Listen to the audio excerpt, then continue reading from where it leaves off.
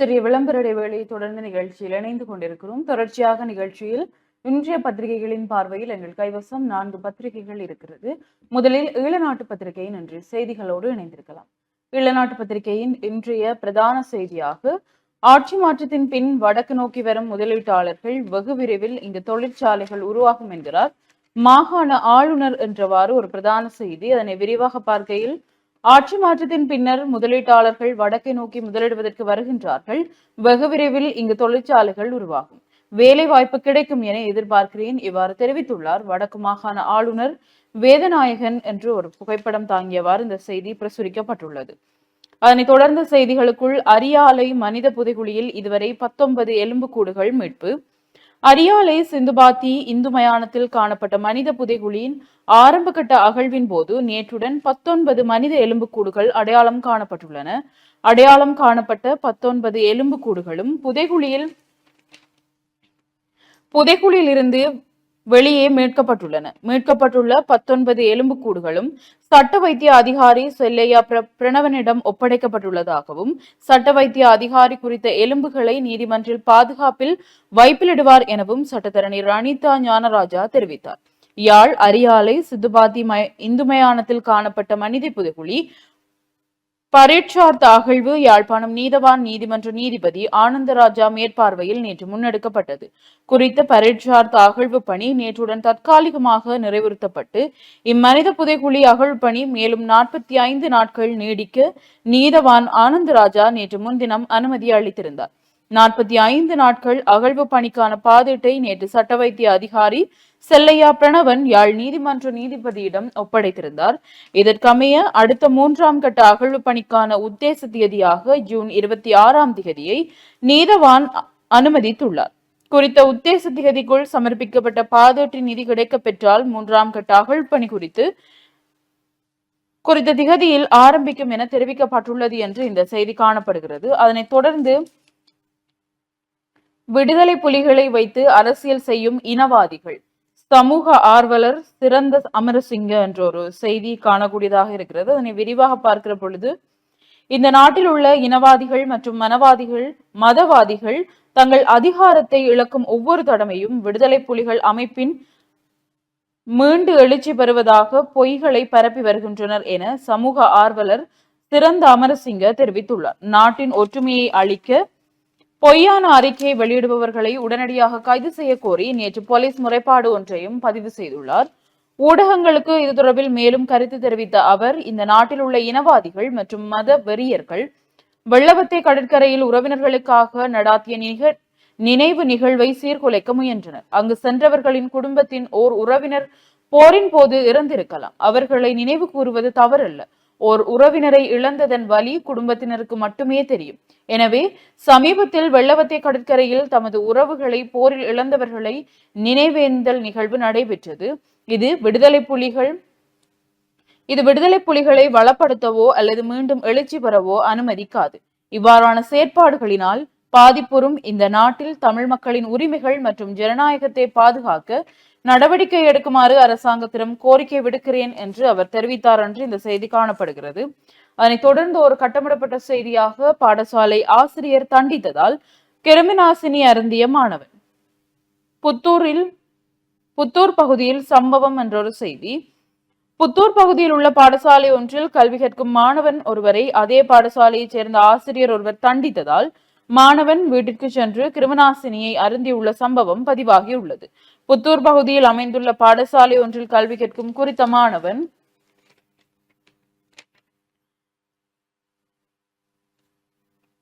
தன்னிடம் அனுமதி பெறாமல் விளையாட்டு நிகழ்வு ஒன்றிற்காக சென்றமையால் ஆசிரியர் மாணவனை தண்டித்துள்ளார். அதன் பின் வீடு சென்ற மாணவன் விவசாய தேவைக்காக வீட்டில் வைத்திருந்த கிருமிநாசினியை அருந்திய நிலையில் வைத்தியசாலையில் அனுமதிக்கப்பட்டுள்ளார். குறித்த விடயம் தொடர்பில் பாடசாலை அதிபருடன் தொடர்பு கொண்ட போது தான் விடுமுறையில் நிற்பதாகவும் பாடசாலை ஆசிரியர் மாணவனை பேசியதாகவும் பின்னர் வீடு சென்ற மாணவன் மருந்து அறிந்ததாக அவர் தெரிவித்திருந்தார் என்று இந்த செய்தி காணப்படுகிறது. தொடர்ச்சியாக பல்கலை மாணவன் மரணம் விசாரணை சுயாதீன குழு கோப் குழு பரிந்துரை. சப்ரஹமுக பல்கலைக்கழகத்தில் இடம்பெற்றதாக கூறப்படும் ஊழல் மற்றும் முறைகேடுகள் குறித்து விசாரிப்பதற்காக சுயாதீன குழு ஒன்றை நியமிக்குமாறு கோப் குழு பரிந்துரைத்துள்ளது. அத்துடன் தற்போதுள்ள கட்டுப்பாட்டு அதிகாரியை குறித்த குழுவில் உள்ளடக்காமல் சுயாதீன குழுவை நியமிக்குமாறு கல்வி, உயர்கல்வி மற்றும் தொழிற்கல்வி அமைச்சின் செயலாளருக்கு கோப் குழு பரிந்துரைத்துள்ளது. சப்ரஹமுக பல்கலைக்கழகத்தில் 2ஆம் கல்வியாண்டில் பயின்ற சரித் டில்சான் என்ற மாணவன் தற்கொலை செய்து கொண்டமை தொடர்பில் கோப் குழுவில் விரிவாக கலந்துரையாடப்பட்டுள்ளது. குறித்த மாணவன் தற்கொலை செய்து கொண்ட சம்பவம் குறித்த உரிய விசாரணைகளை பல்கலைக்கழக நிர்வாகம் முன்னெடுக்கவில்லை என கோப் குழுவின் தலைவர் இதன்போது தெரிவித்துள்ளார். இதற்கான விசாரணைகளை முன்னெடுப்பதற்காகவே சுயாதீன குழு ஒன்றை நியமிக்குமாறும் இதன்போது பரிந்துரைக்கப்பட்டது என்று இந்த செய்தி காணப்படுகிறது. தொடர்ந்த செய்திகளுக்குள் கொழும்பில் ஆட்சி அமைக்க எமக்கு மேலதிக ஆதரவு பிரதி அமைச்சர் சுனில் வட்டக்கல என்ற செய்தியும், சட்டவிரோத மீன்பிடி முறை உடன் நிறுத்தப்பட வேண்டும் கடற்தொழில் பிரதி அமைச்சர் என்ற செய்தியோடு, தகவல்களை வழங்கும் எம்மை முடக்குவதற்கு முயற்சி தயாசிரி குற்றச்சாட்டு என்ற செய்திகளும் இங்கு ஈழநாட்டு பத்திரிகையின் முற்பக்க செய்திகளாக காணக்கூடியதாக இருக்கிறது. தொடர்ச்சியாக உட்பக்க செய்திகளுக்குள் வடமாகாண மக்களுடன் இந்தியா எப்போதும் துணையாக இருக்கும் இந்திய துணை தூதுவர் சாய் முரளி. வடமாகாண மக்கள் நம்பிக்கையும் வாய்ப்புகளும் அமைதியும் நிரம்பிய எதிர்காலத்தை கட்டியெழுப்ப இந்தியா எப்போதும் நண்பனாகவும் துணையாகவும் இருக்கும் என்று யாழ் இந்திய துணை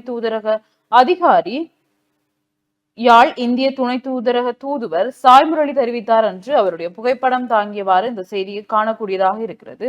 தொடர்ந்து சாராய கம்பெனிகளிடம் இருந்து நிதி பெறுவோர் நிதி அமைச்சில் சில தினங்களில் வெளிப்படுத்துவேன் ஹந்துன்னெத்தி. சாராய கம்பெனிகளிடம் பணம் பெற்றுக்கொள்ளும் ஓரிரு நபர்கள் நிதி அமைச்சில் உள்ளனர். அவர்களின் பெயர் விவரங்களை ஒரு சில தினங்களில் வெளிப்படுத்துவேன் என்று கைத்தொழில் அமைச்சர் சுனில் ஹந்துன்னெத்தி தெரிவித்துள்ளார் என்ற செய்தியுடன், மதுபானங்களின் விலையுடன் கசிப்பு உற்பத்தியும் அதிகரிக்கும் ரவு ஹக்கீம் எச்சரிக்கை என்ற செய்தியும் இங்கு காணக்கூடியதாக இருக்கிறது. அதனைத் தொடர்ந்து புதுக்குடியிருப்பில் கசிப்பு விற்பனை சகோதரர் 2 கைதாகினர் என்ற ஒரு புகைப்படம் தாங்கிய செய்தியும், விசேட சுற்றிவளைப்பு பல போதைப் பொருட்களுடன் 488 பேர் போலீசாரால் கைது செய்யப்பட்டனர். நாடளாவிய ரீதியில் நேற்று முன்தினம் வெள்ளிக்கிழமை போலீசாரால் மேற்கொள்ளப்பட்ட விசேட சுற்றிவளைப்பு நடவடிக்கையின் போது பலர் போதைப் பொருட்களுடன் 488 பேர் கைது செய்யப்பட்டுள்ளதாக போலீஸ் ஊடக பிரிவு தெரிவித்துள்ளது என்று இந்த செய்தி தொடர்ந்து செல்கிறது. அதனைத் தொடர்ந்து சிறை தண்டனை விதிக்கப்பட்டவருக்கு ஜனாதிபதி மன்னிப்பு வழங்கியமை தவறு. இந்த செய்தியை விரிவாக பார்க்கின்ற பொழுது, அனுராதபுரம் மேல் நீதிமன்றத்தால் கடந்த 5ஆம் மாதம் 2ஆம் திகதி சிறை தண்டனை விதிக்கப்பட்ட நபருக்கு 5ஆம் மாதம் 12ஆம் திகதி ஜனாதிபதி அனுரகுமார திசாநாயக்க பொது மன்னிப்பு வழங்கியமை பாரதூரமானது என ஐக்கிய மக்கள் சக்தியின் பாராளுமன்ற உறுப்பினர் அஜித் பி பெரேரா தெரிவித்துள்ளார். பொது மன்னிப்பு வழங்கும் போது அடிப்படை வழிமுறைகளை பின்பற்ற வேண்டும் என்றும் உயர் நீதிமன்றம் கடந்த காலங்களில் பலமுறை தீர்ப்பளித்துள்ள நிலையில் தான் குறுகிய நாட்களுக்குள் ஜனாதிபதியால் பொது மன்னிப்பு வழங்கப்பட்டுள்ளது என்று அவர் சுட்டிக்காட்டியுள்ளார் என்று இந்த செய்தி தொடர்ந்து செல்கிறது. அதனைத் தொடர்ந்து செய்திகளுக்குள் 1040 வெளிநாட்டு சிகரெட்டுகளுடன் ஒருவர் கைது.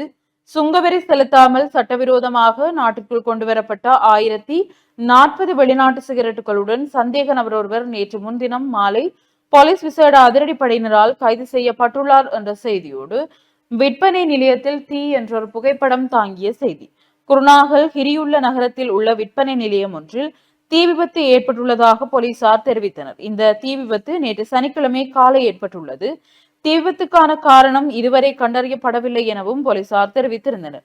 தீ பரவலை கட்டுப்படுத்தும் பணிகளில் மாநகர சபையின் தீயணைப்பு பிரிவினர் ஈடுபட்டுள்ளதாக போலீசார் கூறினர். இது தொடர்பில் போலீசின் விசாரணைகள் மேற்கொள்ளப்பட்டு வருகிறது என்ற செய்தி இங்கு பிரசுரிக்கப்பட்டுள்ளது. விபத்தில் படுகாயமடைந்த இளம் குடும்பஸ்தர் மரணம் என்ற ஒரு செய்தி. முல்லைத்தீவு மல்லாவியில் இடம்பெற்ற விபத்தில் படுகாயமடைந்த குடும்பஸ்தர் ஒருவர் சிகிச்சை பலனின்றி உயிரிழந்துள்ளார். மல்லாவி அனிச்சங்குளத்தைச் சேர்ந்த 28 வயதுடைய 3 பிள்ளைகளின் தந்தையே இவ்வாறு உயிரிழந்தவர் ஆவார். கடந்த 23ஆம் திகதி இரவு 7:30 மணியளவில் துவிச்சக்கர வண்டியில் குறித்த நபர் சென்று கொண்டிருந்த போது எதிர்த்திசையில் வந்த மோட்டார் சைக்கிளுடன் மோதி விபத்திற்குள்ளானார்.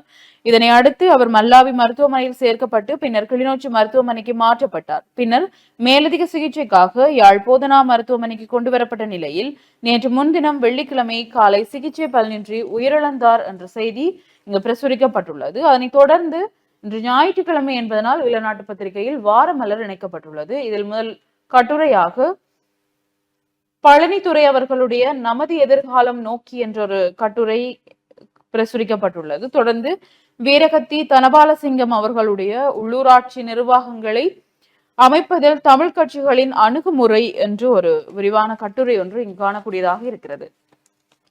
தொடர்ந்து கலாநிதி ஜஹான் பெரேரா அவர்களுடைய இனக்குழுமங்களின் அரசியல் கூட்டு பங்காண்மை என்ற ஒரு கட்டுரை இங்கு பிரசுரிக்கப்பட்டுள்ளது. முக்கிய பகுதியாக வாக்குறுதிகளை நிறைவேற்ற தவறிய முன்னைய அரசாங்கங்களுக்கும் தேசிய மக்கள் சக்தி அரசாங்கத்திற்கும் இடையே வேறுபாடு எதுவும் கிடையாது என்று தமிழ் அரசியல் கட்சிகள் இப்போது கூறுவதை காணக்கூடியதாக இருக்கிறது என்று அது அடிக்கோரிடப்பட்டு காணப்படுகிறது இந்த கட்டுரை பகுதியில்.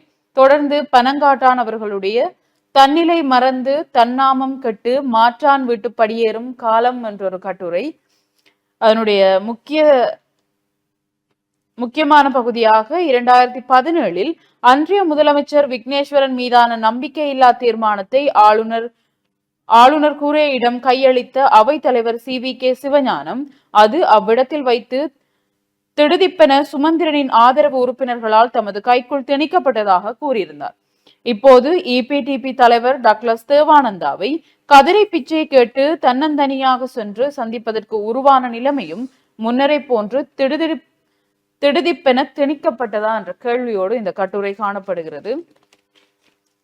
அதனைத் தொடர்ந்த கட்டுரைகளுக்குள் உயிரை பணயம் வைத்து விநியோகங்களை பெறுங்கள் அல்லது பட்டினி கிடந்து சாகுங்கள், காசா மக்களுக்கு இஸ்ரேல் விட்டு வைத்திருக்கும் தெரிவு என்றொரு கட்டுரை இங்கு பிரசுரிக்கப்பட்டுள்ளது. தொடர்ந்து ஈழத்து நிலவன் அவர்களுடைய ஹீவ் இருளில் மூழ்கிய இரவு போரில் ஒரு திருப்பு முனை என்ற ஒரு கட்டுரையும் இங்கு பிரசுரிக்கப்பட்டுள்ளது. தொடர்ந்து கந்தையா அருந்தவபாலன் அவர்களுடைய காகிதத்தில் வரைவதால் மட்டும் கட்சிகளுக்கிடையில் ஒற்றுமை வருவதில்லை என்ற ஒரு கட்டுரை. இதில் அடிக்கோரிடப்பட்ட விஷயமாக காகிதத்தில் மட்டும் அரசியல் கட்சிகளின் ஒற்றுமையும் புரிந்துணர்வும் இருப்பதால் எந்த பயனும் ஏற்பட போவதில்லை. அவை அரசியல் கட்சி தலைவர்களின் மனங்களில் எழுதப்பட்டால் மட்டுமே மக்களுக்கு விடிவு கிடைக்கும் என்று ஒரு கட்டுரை பிரசுரிக்கப்பட்டுள்ளது. பாண்டியராஜன் அவர்களுடைய சொல்ல போனால் யார் அகதி எது தர்ம சத்திரம் என்ற கேள்வியோடு இந்த கட்டுரை காணப்படுகிறது. ஐங்கரன் விக்னேஸ்வரா அவர்களுடைய உக்ரைனின் அதிரடியில் அழிந்த போர் விமானங்கள் ரஷ்யாவின் பதிலடி அணு ஆயுத தாக்குதலா என்ற கேள்வியோடு ஒரு கட்டுரை காணப்படுகிறது.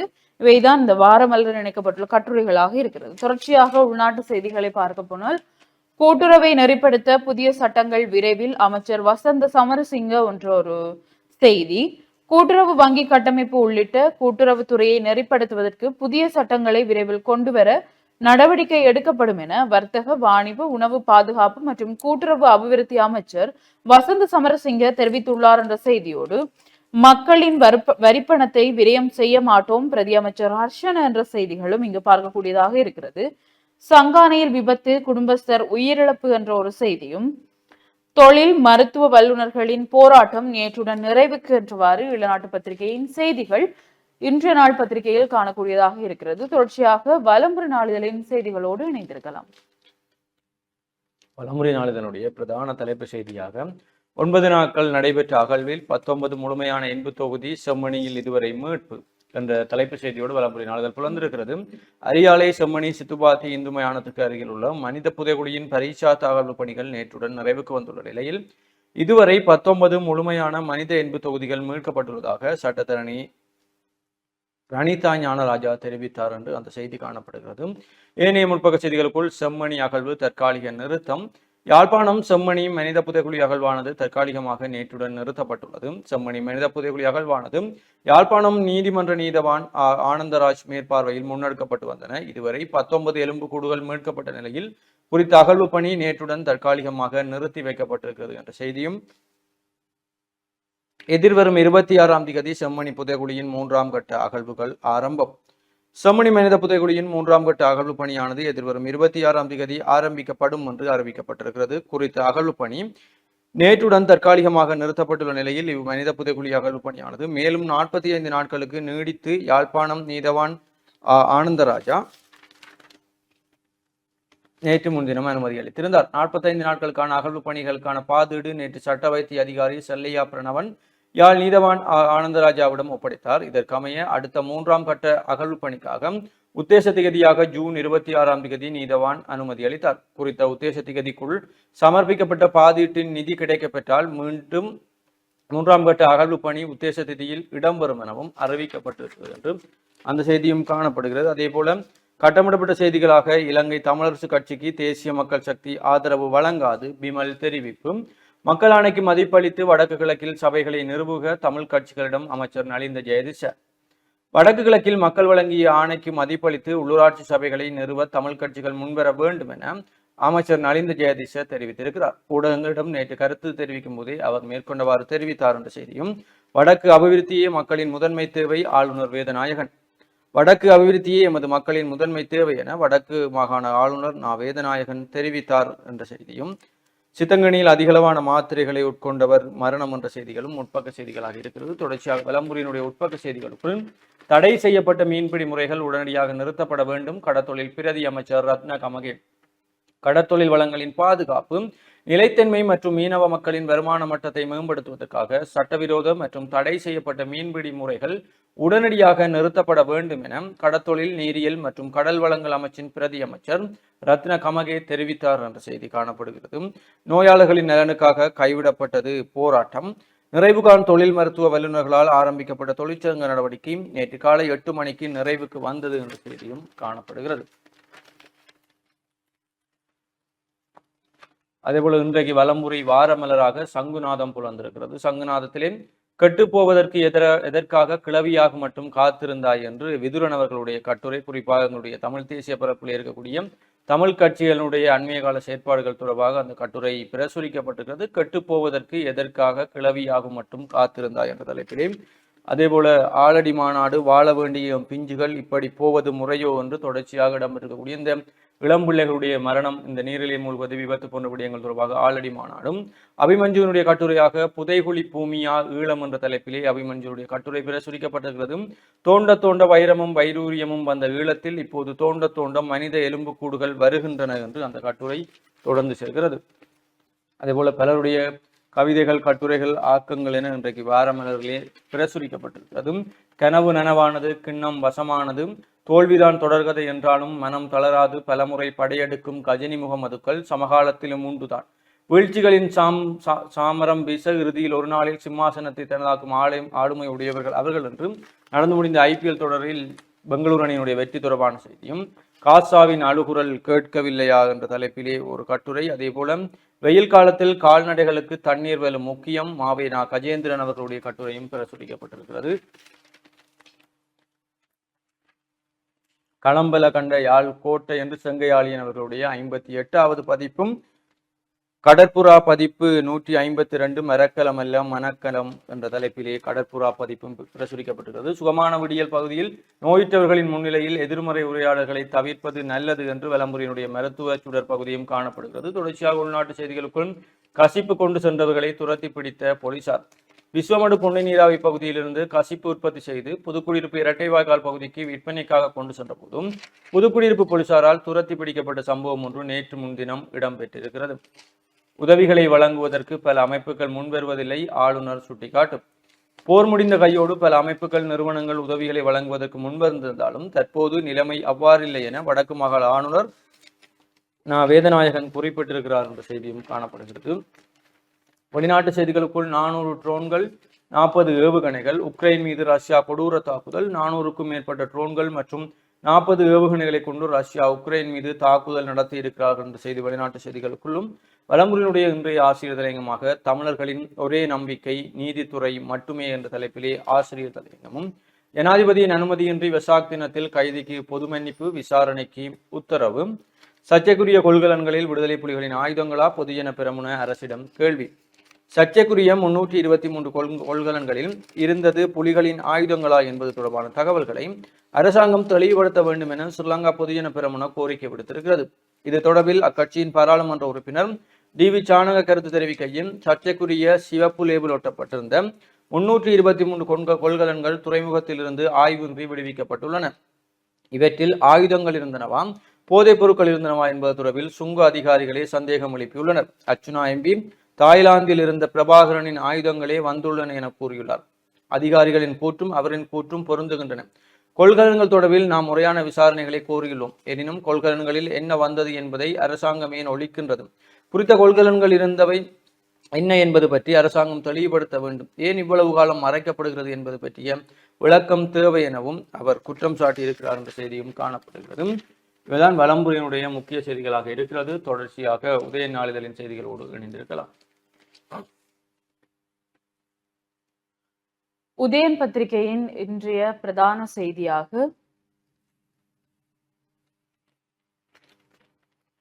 உதயன் நாளிதழுக்கு அடுத்ததாக தினக்குரல் நாளிதழுடைய செய்திகளை பார்க்கலாம். தினக்குரல் நாளிதழுடைய பிரதான தலைப்பு செய்தியாக, இனவாத சக்திகள் கடும் பிரயத்தனம், தையிட்டி மக்களுக்கு காணி வழங்காமல் தடுப்பதற்கு இனவாதிகளின் போராட்டம் ஒழுங்கமைப்பும் அதற்கானதுதான், அரசியல் கட்சி பேதங்களை கடந்து ஒன்றுடைய கயேந்திரகுமார் அழைப்பு என்ற செய்தி தினக்குரலுடைய தலைப்பு செய்தியாக இருக்கிறது. தொடர்ச்சியாக உதயன் நாளிதழின் செய்தியை பார்க்கலாம்.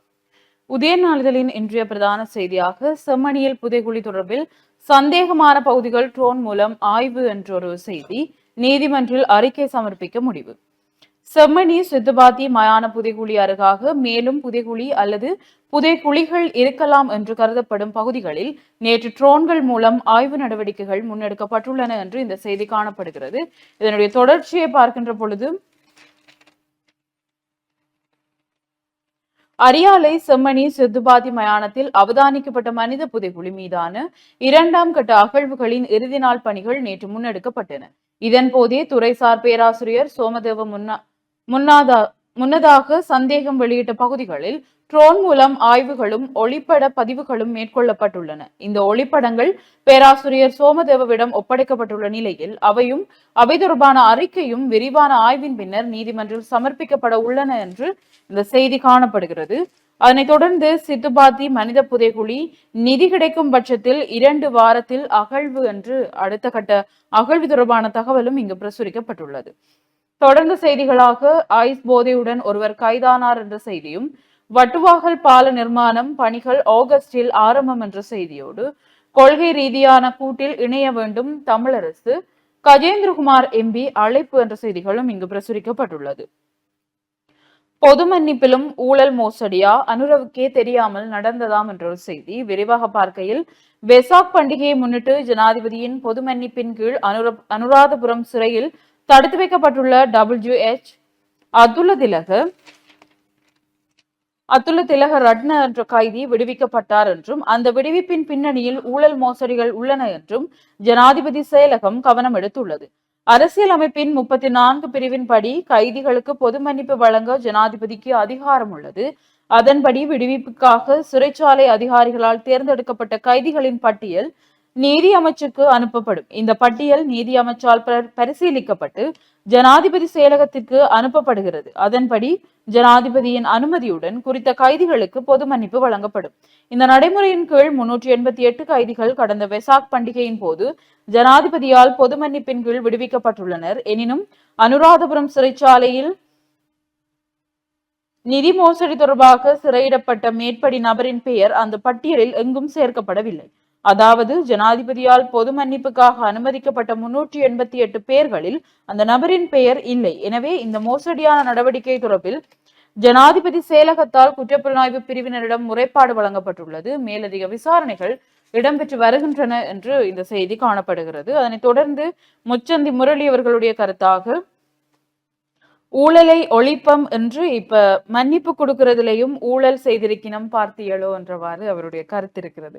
அதனை தொடர்ந்த செய்திகளுக்குள், சட்டவிரோத சொத்து விரைவில் அரசுடைமை, எம்பிக்களுக்கு எச்சரிக்கை என்ற செய்தியும், கட்டமிடப்பட்ட செய்திகளாக மதுபான சாலை பத்திரம் வழங்குவதாக கூறி வவுனியாவில் பெரும் தொகை மோசடி, முன்னாள் EPTP உறுப்பினர் கைது என்றொரு செய்தியும், காங்கேசன் துறையில் விரைவில் எரிபொருள் களஞ்சிய சாலை அங்குராப்பண நிகழ்வு இன்று அமைச்சர்கள் குழு வருகை என்றவாறு உதயன் பத்திரிகையின் முற்பக்க செய்திகள் காணப்படுகிறது. தொடர்ச்சியாக உட்பக்க செய்திகளை பார்க்கிற பொழுது, பஸ் சாரதியின் அவசரம் உடைந்தது பயணியின் கை.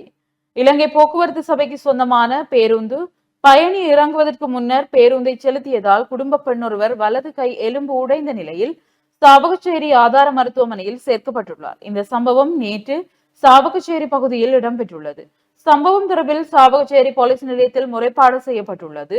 பேருந்து சாரதி பயணிகளில் அக்கறை இல்லாமல் பேருந்தை செலுத்துவதோடு பயணிகள் இறங்குவதற்கு முன்னர் அவசரமாக பேருந்தை செலுத்துகின்றனர். இதனால் பயணிகள் பாதிக்கப்படுகின்றனர் என பேருந்தில் பயணித்தோர் சுட்டிக்காட்டினர் என்று இந்த செய்தி காணப்படுகிறது. அத்தோடு மக்கள் செல்வாக்கை இழக்கிறது அரசு, ஹெக்டர் அப்புஹாமி தெரிவிப்பு என்ற ஒரு செய்தி. நாட்டில் 50% அதிகமான மக்கள் தற்போது இந்த அரசாங்கத்திற்கே எதிர்மாறாக மாறியுள்ளனர். இதனால் எதிர்க்கட்சிகள் ஒன்றிணைந்து மீதமுள்ள உள்ளூராட்சி சபைகளில் ஆட்சி அமைக்கும் என்று ஐக்கிய மக்கள் சக்தியின் நாடாளுமன்ற உறுப்பினர் ஹெக்டர் அப்புஹாமி தெரிவித்துள்ளார் என்ற செய்தி இங்கு காணக்கூடியதாக இருக்கிறது. அடுத்த தலைவர் நாமலே இந்திகா அனுருத்த தெரிவிப்பு. இந்த அரசு வீழ்ச்சி அடைந்து கொண்டு செல்கிறது. அடுத்த தலைவர் நாமல் ராஜபக்ஷதான் என்ற நிலைமைக்கு மக்கள் வந்துள்ளனர் என்று முன்னாள் ராஜாங்க அமைச்சர் இந்திகா அனுருத்த தெரிவித்துள்ளார். அவர் மேலும் தெரிவிக்கையில், நாடாளுமன்ற தேர்தலில் 3/2 பெரும்பான்மை பலத்தை பெற்ற அரசு உள்ளூராட்சி சபை தேர்தலில் 23 லட்சம் வாக்குகளை இழந்துள்ளது. இது அரசுக்கு கிடைத்த வீழ்ச்சியாகும். மொட்டுக்கட்சி வேண்டாம் என்று கூறி மக்கள் நிராகரித்தார்கள். ஆனால் இந்த தேர்தலில் மீண்டும் மொட்டுக்கட்சியின் வாக்கு வங்கி அதிகரித்துள்ளது. நாமல் மீது மக்களுக்கு இப்போது நம்பிக்கை வந்துள்ளது. இந்த நம்பிக்கையை உடைக்காது புதிய தலைமுறைக்கு பொருந்தக்கூடிய அரசியல் செயற்பாட்டை நாம் முன்னெடுத்து செல்ல உள்ளோம். அடுத்த தலைவர் நாமல்தான் என்ற நிலை இப்போது தோன்றியுள்ளது என்று அவர் தெரிவித்தார் என்று இந்த செய்தி காணப்படுகிறது.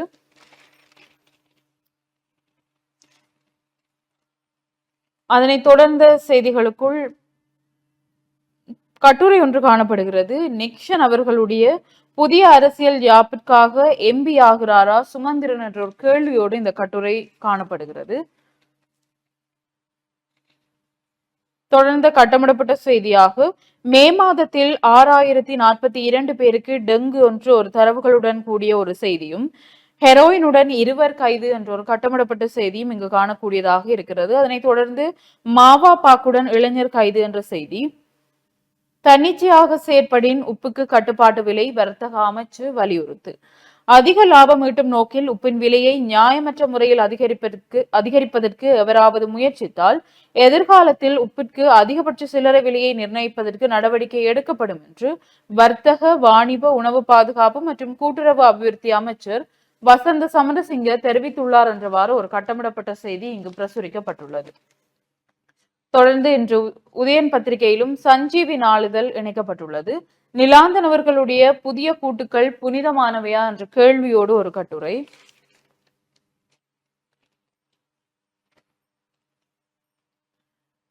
கனம் மகாசனங்களுக்கு முதற்கண்ணீர் வணக்கம் என்ற ஒரு தலைப்பில் ஒரு கடிதம் ஒன்று சனங்களுக்காக இங்கு பிரசுரிக்கப்பட்டுள்ளது. அவசரமாக ஒரு கடதாசி என்று. அதனைத் தொடர்ந்து 18 வருட கனவும் 7.5 சனியும் என்ற பிரகாஷ் அவர்களுடைய ஒரு கட்டுரை. மேகலை என்ற போரின் கவிதை ஒன்று, ஆனந்தி அவர்களுடைய போரின் கவிதை ஒன்றும் இங்கு பிரசுரிக்கப்பட்டிருப்பதை காணக்கூடியதாக இருக்கிறது. அதனைத் தொடர்ந்து சிறுவர்களுடைய கைவண்ணங்களும் இங்கு பிரசுரிக்கப்பட்டுள்ளது. உழைப்பே அதிர்ஷ்டம் தரும் என்ற ஒரு கட்டுரையும் இங்கு பிரசுரிக்கப்பட்டுள்ளது.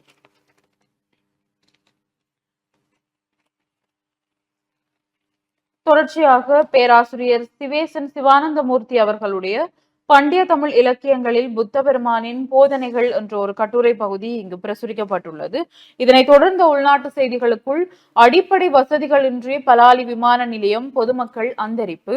புதிதாக ஆரம்பிக்கப்பட்ட யாழ்ப்பாண சர்வதேச விமான நிலையம் அடிப்படை வசதிகளற்று காணப்படுவதால் விமான நிலையத்திற்கு வருகை தரும் பயணிகள் பல்வேறு அசௌகரியங்களுக்கு முகம் கொடுக்கிறார்கள் என்று தெரிவிக்கப்பட்டுள்ளது என்று இந்த செய்தி காணப்படுகிறது. அதனைத் தொடர்ந்து புகைப்படம் தாங்கிய செய்தியாக, சூட்சுமமாக மரக்குற்றி கடத்தல், சாவகச்சேரியில் முறியடிப்பு என்ற செய்தியும் இங்கு காணக்கூடியதாக இருந்தது. தொடர்ந்து கொள்கலனில் புலிகளின் ஆயுதம் நிராகரித்தது பாதுகாப்பு அமைச்சு. தாய்லாந்தில் இருந்து தமிழீழ விடுதலை புலிகள் அமைப்பின் ஆயுதங்கள் இலங்கைக்கு கொண்டுவரப்பட்டுள்ளன என்று நாடாளுமன்ற உறுப்பினர் ராமநாதன் அர்ச்சுனா வெளியிட்ட தகவலை பாதுகாப்பு அமைச்சு நிராகரித்துள்ளது என்ற இந்த செய்தி. இது தொடர்பான நாடாளுமன்ற உறுப்பினரின் கருத்தை முற்றாக நிராகரிக்கிறோம் என்று பாதுகாப்பு அமைச்சின் செயலாளர் வைஸ் மார்ஷல் சம்பத் துய்தஹொந்த தெரிவித்துள்ளார். நாடாளுமன்றத்தில் நேற்று முன்தினம் உரையாற்றிய நாடாளுமன்ற உறுப்பினர் அர்ச்சுனா, தாய்லாந்தில் இருந்து கொள்கலன்களில் எமது பிரபாகரனின் பொருட்களே இருந்தன. 2009க்கு முன்னர் கொண்டு வருவதற்கு பிரபாகரன் முயற்சித்து தாய்லாந்தில் எஞ்சி இருந்த பொருட்களே கேபி ஊடாக இங்கு கொண்டுவரப்பட்டன என மக்கள் கதைக்கின்றனர். ஆயுதம் உள்ளிட்ட பொருட்களே கொள்கலன்களில் வந்தன என்று எனக்கு டாஸ்போராக்கள் தெரிவித்தனர். இதனை என்னால் நிரூபிக்க முடியும். எனினும் பொறுப்புடனேயே கூறுகிறேன் என்று சர்ச்சைக்குரிய கருத்துக்களை வெளியிட்டார். இது தொடர்பில் பாதுகாப்பு அமைச்சின் செயலாளரிடம் வானொலி அலைவரிசை ஒன்று வினாவிய போதே அவர் இதனை முற்றாக நிராகரித்துள்ளார் என்ற செய்தி இங்கு பிரசுரிக்கப்பட்டுள்ளது. அதனைத் தொடர்ந்து வலயமட்ட குண்டறிதலில் மூளாய் மாணவன் சாதனை.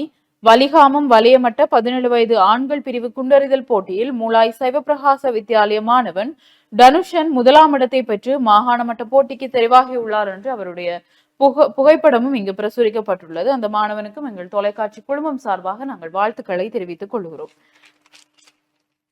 தொடர்ச்சியான செய்திகளுக்குள் பேரினவாத ஆக்கிரமிப்புகளை அரசு உடன் நிறுத்த வேண்டும், யாழ் பல்கலைக்கழக மாணவர் ஒன்றியம் வலியுறுத்தி என்றவாறு உதயன் பத்திரிகையின் செய்திகள் காணக்கூடியதாக இருக்கிறது.